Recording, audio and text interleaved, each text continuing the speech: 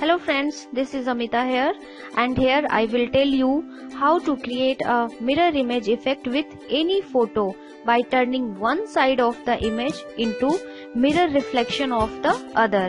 That means कि किसी भी इमेज का मिरर इमेज रिफ्लेक्शन कैसे बनाते हैं, इस फोटोशॉप ट्यूटोरियल में हम यही सीखेंगे। तो इसके लिए सबसे पहले मुझे फोटोशॉप अपने डेस्कटॉप पे ओपन करना होगा। तो ये मैंने फोटोशॉप अपने डेस्कटॉप पे ओपन कर लिया है। उसके बाद मुझे टैब बार में जाते हुए फाइल पे क्लिक करते हुए एक नया फाइल सेलेक्ट करना होगा। तो यहाँ पे मैं अपने डेस्कटॉप से एक फाइल सेलेक्ट करना चाहूंगी जिसका कि मुझे मिरर इमेज बनाना है। तो यहाँ पे मैंने एक फाइल सेलेक्ट कर लिया।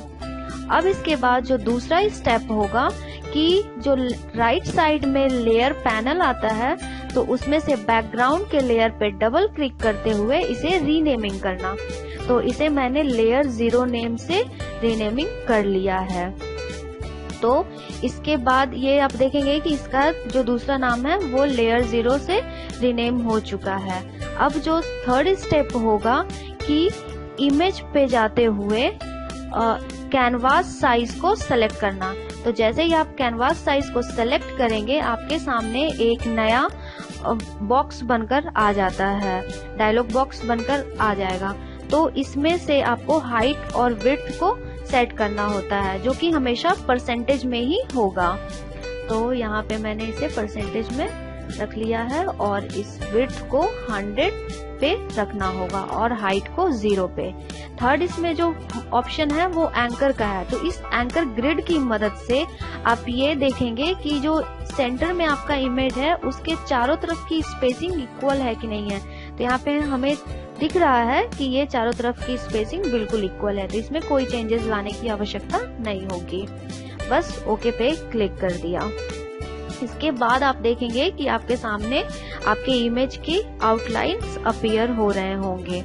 तो इसके बाद जो फोर्थ स्टेप होगा कि बीच में एक सेंट्रल लाइन को अपीयर करना, ताकि आप अपने इमेज को वन साइड में ला सकें। तो इसके लिए व्यू पे जाते हुए न्यू गाइड को सेलेक्ट करना होगा।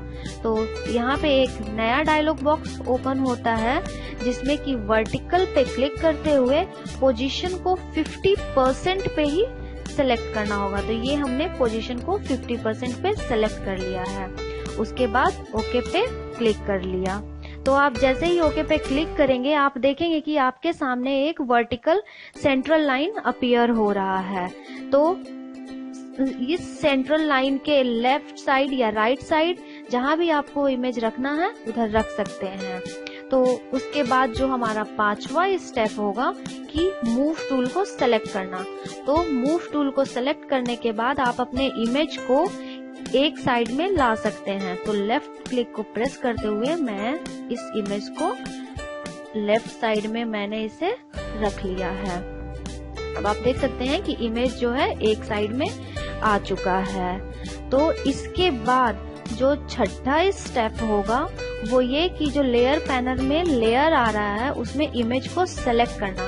तो इमेज को सेलेक्ट करने के लिए कंट्रोल को प्रेस करते हुए इमेज पे क्लिक करना होगा। तो जैसे ही आप इमेज पे क्लिक करेंगे, लेयर सेलेक्ट हो जाता है। अब इसके बाद जैसे ही आप इस इमेज को सेलेक्ट करेंगे, आप देखेंगे कि आपके इमेज के चारों तरफ एक सिलेक्शन आउटलाइन बनकर आता है। तो इसके बाद सेलेक्ट पे क्लिक करते हुए ट्रांसफॉर्मेशन सिलेक्शन को हम सेलेक्ट करेंगे। तो ये हमने ट्रांसफॉर्मेशन सिलेक्शन को सेलेक्ट कर लिया है। इसके मदद से जो एक्स्ट्रा इमेज का स्पेस है उसे सेंट्रल लाइन में मिलाना होगा, ताकि जो एक्स्ट्रा स्पेस है उसकी मिररिंग ना हो सके। तो इसे भी मैंने लेफ्ट क्लिक को प्रेस करते हुए सेंट्रल लाइन में मिला लिया है।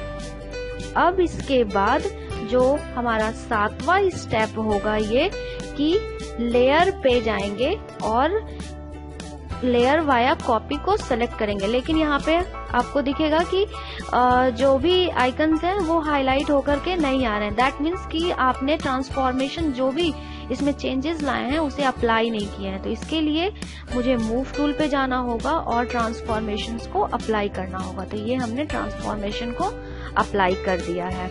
अब इसके बाद लेयर पे जाकर न्यू को सेलेक्ट करते हुए लेयर वाया कॉपी पे क्लिक करेंगे।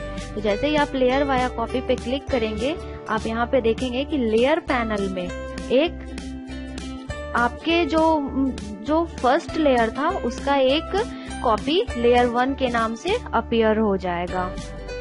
अब इसके बाद जो हमारा 8वां स्टेप होगा कि एडिट पे जाते हुए फ्री ट्रांसफॉर्म को सेलेक्ट करना। तो यहाँ पे हमने फ्री ट्रांसफॉर्म को सेलेक्ट कर लिया है। अब इसके बाद जैसे ही आप फ्री ट्रांसफॉर्म पे सेलेक्ट करेंगे, आप देखेंगे कि आपके सामने एक रिफ्लेक्शन पॉइंट आता है बीच में। इस रिफ्लेक्शन पॉइंट को बिल्कुल राइट साइड में, बिल्कुल सेंटर की तरफ इसे मिलाना होता है। जो सेंट्रल लाइन है उसमें मिलाना होता है। तो इसे भी मैंने लेफ्ट क्लिक को प्रेस करते हुए सेंट्रल लाइन में मिला लिया है। अब इसके बाद इस ट्रांसफॉर्मेशन को भी अप्लाई करना होगा, तो इसके लिए मुझे मूव टूल पे जाना होगा। मूव टूल पे जाने के बाद जो हमारा अगला स्टेप होगा कि एडिट पे जाके ट्रांसफॉर्म पे क्लिक करते हुए फ्लिप हॉरिजॉन्टल को सेलेक्ट करना। तो यहाँ पे मैंने फ्लिप हॉरिजॉन्टल को सेलेक्ट कर लिया है। फ्लिप हॉरिजॉन्टल को सेलेक्ट कर लिया है। तो आप देखेंगे कि जो भी इमेज आपने सेलेक्ट किया था उसका दूसरा मिरर इमेज आ चुका है। तो इसे मैं मूव टूल की मदद से इसे राइट साइड में कर दूंगी। तो आप देख सकते हैं कि आपके सामने जो भी आपका इमेज था उसका एक रिफ्लेक्शन इमेज बनकर तैयार हो चुका है। अब इसके बाद जो हमारा लास्ट स्टेप होगा कि इस इमेज को ट्रिम करना। तो इस इमेज को ट्रिम करने की आवश्यकता क्यों पड़ती है? क्योंकि कभी कभी ऐसा होता है कि जो लेफ्ट या राइट साइड में एक्स्ट्रा स्पेस बच जाते हैं तो उभर कर सामने आ जाते हैं। तो इसे मुझे ट्रिम करना होगा। तो ट्रिम करने के लिए इमेज पे जाना होगा और ट्रिम के ऑप्शन पे क्लिक करना होगा। तो ये हमने ट्रिम के ऑप्शन पे क्लिक कर लिया। तो देखेंगे कि एक नया डायलॉग बॉक्स ओपन हो रहा है। इस नए डायलॉग बॉक्स में ट्रांसपेरेंट पिक्सल पे क्लिक करते हुए ओके प्रेस कर दिया। अब आप देखेंगे कि फाइनल जो इमेज का इफेक्ट है वो आपके सामने अपीयर हो जाएगा। तो आप देख सकते हैं कि जो एक लेयर था उसका मिरर इमेज राइट साइड में बनकर आ चुका है। तो इस मिररिंग का एक उपयोग ये भी होता है कि किसी भी मूवीज का पोस्टर बनाने में ये हेल्पफुल होता है। किसी भी एल्बम का कवर बनाने में आप इसका उपयोग कर सकते हैं। बैनर बनाने में आप इसका उपयोग कर सकते हैं। तो ये एक बहुत ही उपयोगी टूल है। Thank you.